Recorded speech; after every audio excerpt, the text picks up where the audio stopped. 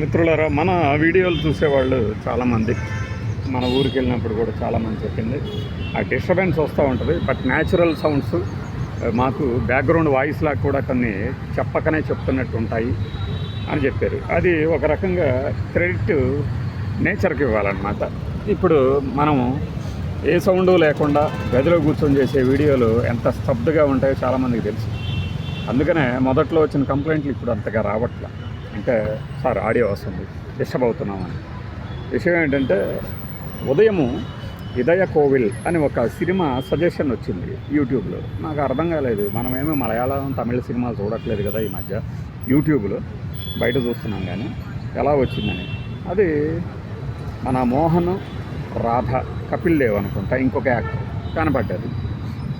దానికి డైరెక్టర్ పేరు చూస్తే మణిరత్నం ఉంది. మణిరత్నం ఈ సినిమా తీశారా అని చూస్తూ ముందు పాటలు అయితే విన్నా. పాటలు ఇళయరాజా గారి టిపికల్ మ్యూజిక్ తగ్గట్లుగా ఉన్నాయి. అలా సినిమా మొత్తం చూశాను అన్నమాట, తమిళ సినిమా. ఆ క్రమంలో అసలు ఇళయరాజా గారితో మన మణిరత్నం కాంబినేషన్ గురించి కాదు, కానీ మణిరత్నం గారు అసలు ఇలాంటి సినిమాలు కూడా తీశారా అనిపించింది. ఆయన తీసిన చాలా సినిమాలు ఇప్పటి వాళ్ళకి ఎక్కువ మందికి తెలియదు, అప్పటి నుంచి ఫాలో అయ్యే వాళ్ళకి కొంతమందికి తెలియదు. అసలు ఆయన కెరీర్ ఎలా బిగినైంది ఏంటి అనేది చూసినప్పుడు మనకి పల్లవి అనుపల్లవి ఆయన ఫస్ట్ సినిమా కదా చెప్తాడు. కానీ దానికన్నా ముందే చాలామందితో కలిసి ఆయన ఒక సినిమా, ఏది మన విష్ణువర్ధను, ఇంకా కొంతమంది పెద్ద పెద్ద పేరున్న వాళ్ళందరితో కలిసి ఒక సినిమా తీసి అది పూర్తి కూడా చేయలేకపోయారట. Being a film background personality, Maniratnam did not able to complete that picture అని చెప్పేసి మనకి గూగుల్లో కనిపిస్తుంది. మణిరత్నం అని ఈ రోజున, అంటే ఇప్పటికీ మేధావుల దర్శకత్వం వహించిన సినిమాలు కూడా బోరు కొట్టకుండా, మామూలుగా మేధావుల సినిమాలు అంటే కొంతమందికి ఏంటంటే ఒక అపప్రద, ఒక కొంత నిజం కూడా, ఇది సామాన్యులకు అర్థం కాదురా బాబు అని. ఆ కేటగిరీలో మణిరత్నం గారిని ఇప్పుడు చేరుస్తున్నారు. ఒకప్పుడు అందరికీ అర్థమయ్యే మేధావితనం ఉండేదాన్ని. అలాంటి ఆయన కెరీర్ బిగినింగ్లో ఇలాంటి ఒక టిపికల్ సినిమాలు చేశారు అన్నప్పుడు కొద్దిగా ఆశ్చర్యంగానే ఉంటుంది. ఆ సినిమా ఫస్ట్ మనకి పల్లవి అనుపల్లవి కన్నడంలో తీశారు, దాన్ని తెలుగులో కూడా డబ్ చేశారు.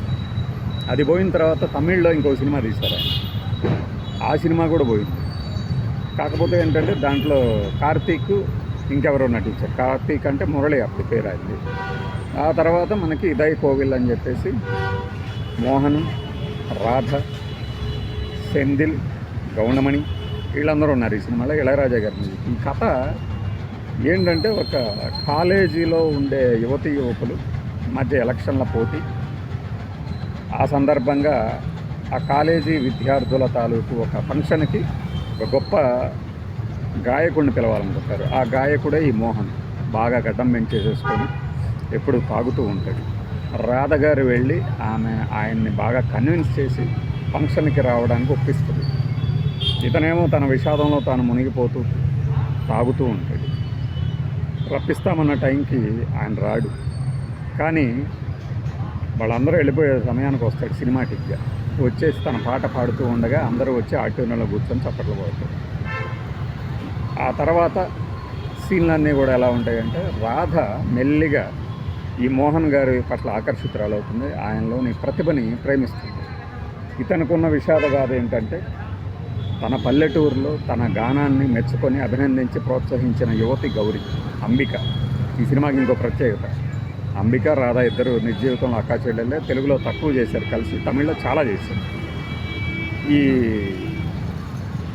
అంబిక మన మోహన్ని ప్రోత్సహిస్తుంది, పెళ్లి చేసుకోవాలనుకుంటారు. అది కూడా జరుగుతూ ఉండగానే ఆమె మరణిస్తుంది. ఆ విషాదాన్ని తట్టుకోలేక ఈయన పెద్ద సింగర్ అయినా కూడా నిరంతరం మత్తులో మునిగిపోతూ ఉంటాడు. ఇంట్లో పిల్లల్ని పట్టిస్తూ. ఆ సందర్భంలో ప్రవేశించిన యువతి రాధ. రాధ ఆయన్ని వెంటాడుతూ ఆయనలోని విషాదాన్ని పోగొడుతూ క్రమంగా దగ్గరై ఈ ఘటన అంతా నీట్గా క్లీన్ షేవ్ చేయించేసేసి మనుషులు పడేటట్టు చేస్తుంది. కానీ ఇక్కడ ఈమెని మూగగా ఆరాధిస్తుంటాడు తన క్లాస్మేట్. ఆ క్లాస్మేట్ కపిల్ దేవ్ అనుకుంటాను. ఆయన పేరు కూడా సరిగ్గా చూడలేదు, తమిళ్లో ఉన్నాయి, నాకు అర్థం కాలేదు. అతను పెళ్లి చేసుకోవాలనుకుంటే రాధ మోహన్ పెళ్లి చేసుకోవాలనుకుంటారు. అయితే మోహన్ ఎక్కడ ఏంటంటే ఈ అమ్మాయిని పెళ్లి చేసుకోవాలనుకోడు, కానీ దాన్ని వ్యతిరేకించదు. కానీ రాధని ఫ్రీ హ్యాండ్ ఇచ్చి పెంచినటువంటి ఈ తండ్రి మాత్రం ఆక్షేపిస్తాడు. నీ వయసు ఎంత, ఒకసారి ఆల్రెడీ పెళ్ళైంది కదా, నువ్వు ఎలా చేసుకుంటావు అన్నట్టు. ఈ మధ్యలోనే ఈ కపిల్ దేవ్ తన బాధని వ్యక్తపరుస్తాడు పరోక్షంగా మోహన్ దగ్గర. నేను పెళ్ళాడాలనుకుంటున్న యువతని మీరు పెళ్ళాడుతున్నారు, కంగ్రాట్స్ అని చెప్పేసి. ఈ మధ్యలో రాధకు చెప్తాడు పాపం ఈ కుర్రాడు, నువ్వు పెళ్ళాడాలనుకుంటున్న శంకర్, మోహన్ పేరు శంకర్ యోగ్యుడు కాదు అనగానే చంపదెబ్బ తినిపిస్తుంది రాధ. పాపం అతను గుడ్ల నీరు గుక్కుకుంటూ తనలో తానే మూగ ప్రేమికుల్లాగా ఏది అభినందన సినిమాలో మన కార్తీక్ లాగా పాటలు పాడుకునే సమయంలో మనోడు వస్తాడు. మోహన్ వచ్చి విషయం అర్థం చేసుకొని చివరికి రాధని పెళ్ళికి ఒప్పిస్తాడు. ఇక్కడ ఎంత సిల్లీగా ఉంటుందంటే సన్నివేశం. రాధకి చెప్తాడు పాపం మోహన్, నేను పెళ్లి చేసుకోవద్దు, నన్ను నీ క్లాస్మేట్ని సురేష్ని పెళ్లి చేసుకో, సురేష్ నీకు తగినవాడు అన్నప్పుడు పాపం రాధ మన తెలుగు సాహిత్య భాషలో హతాశురాలు అవుతుంది. గుడ్ల నీరు గుక్కుకుంటూ ఉన్న సమయంలో మోహన్ ఎందుకు అంగీకరించకపోతే నేను మళ్ళీ బాటిల్ తాగుతాను, మందు తాగుతాను అంటూ ఆ పాపను పిలిచి ఒక స్కాచ్ బాటిల్ కొనక్కరా అంటాడు. చూడండి ఎంత సిల్లీగా ఉంటాయో సన్నివేశాలు. ఆమె అతనిని పెళ్ళాడటానికి రెడీ అంటే తనని మనుషుల్లో పడేసిన ఆమెని ఆదరించాల్సిన ఈ హీరో వద్దు పో అని చెప్పేసి ఇంకొకళ్ళు కట్టబెట్టాలని చూస్తే దానికి ఆమె అంగీకరించడానికి అతని దగ్గర ఉన్న ఆయుధము మందుబాటు. ఈమె ఏంటంటే సరే తాను ఎంతో ఆరాధించిన ఈ గాయకుడు తిరిగి మళ్ళీ అలాంటి తాగుబోతు కాకూడదని పెళ్ళికి ఒప్పుకుంటుంది.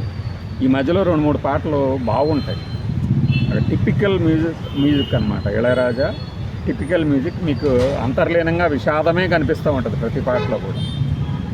చివరికి ఈయన శాలువా వేసుకొని ఆ పాట పాడుతూ ఉంటాడు. ఈ దయరాగం అనుకుంటే ఆ తమిళ పాటలు నాకు అర్థం కాలేదు, కానీ మ్యూజిక్ ట్యూన్ అర్థమైంది. అలా పాట సాగుతూ ఉండగానే ఈమె తండ్రికి నమస్కరించి తర్వాత మోహన్కి నమస్కరించడానికి వచ్చి అలానే చనిపోతుంది. ఇది ఎక్కువ మంది ఊహించేది. టిపికల్ తమిళ్ సినిమా అంటే ఇలానే ఉంటాయి. భరించలేని విషాదం. నీ హృదయంలో నాకు స్థానం ఉండాలి అనుకున్నాను నేను, ఇది మన గౌరికి ఉన్నట్లుగా అన్నట్టుగానే రాధకి కూడా ఆయన స్థానం కల్పిస్తాడు. ఆ అంబిక సమాధి పక్కనే రాధ సమాధి కూడా పెట్టేసి ఈయన తిరిగి విషాదంలో మునిగిపోతుండగా సినిమా మీద శుభం షాట్ పడుతుంది. ఇది ఆ సినిమా.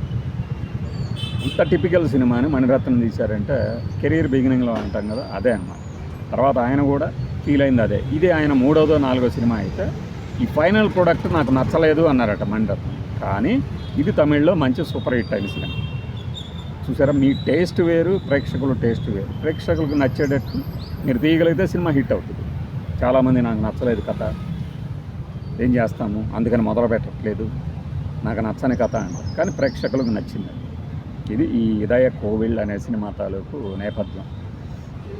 చాలా సినిమాలు ఉంటాయి, చూశాను, బాగుంది. మీకు పాత సినిమాలు పాత కాలంలో అంటే 40 ఏళ్ల క్రితం టిపికల్గా సినిమాల ఫార్ములాలు ఎలా ఉండేవి అంటే ఈ సినిమా చూడుతున్నారు. రాధగారు చాలా చక్కగా ఉన్నారు. అందరికీ తెలిసిందే కదా, గ్లామర్ క్వీన్. అలాంటి రాధగారి నుంచి నటనను ఆశించి రాబట్టిన దర్శకుల్లో మణిరత్నం కూడా ఒకళ్ళు. దీని తర్వాత ఆయన ఇంకా మణిరత్నం ఇంకా తీసేది నాయకుడు, ఘర్షణ, గీతాంజలి, ఇంకా తర్వాత అంతా చరిత్ర, అంజలి మధ్యలో. అయితే అంజలికి నాయకుడికి మనకి ఆస్కార్కి స్క్రీనింగ్కి పంపించిన మొదటి సినిమాలుగా చెప్తారు ఇండియా నుంచి, సౌత్ ఇండియా నుంచి.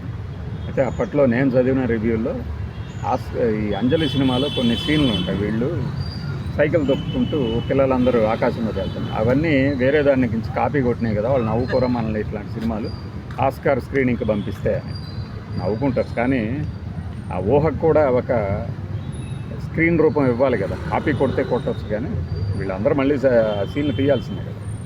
ఆ కోణంలో మణిరత్నం గారు ఇప్పుడు పొనియన్ సెల్వన్ 2 వరకు తీసి తన గ్రాఫ్ని విజయంతో ముగించాలనుకున్నట్టు అనిపిస్తుంది. మధ్యలో ఇప్పుడు సఖీ కానీ యువ కానీ కొన్ని ట్రెండ్ సెట్టింగ్ సినిమాలు ఉన్నాయి.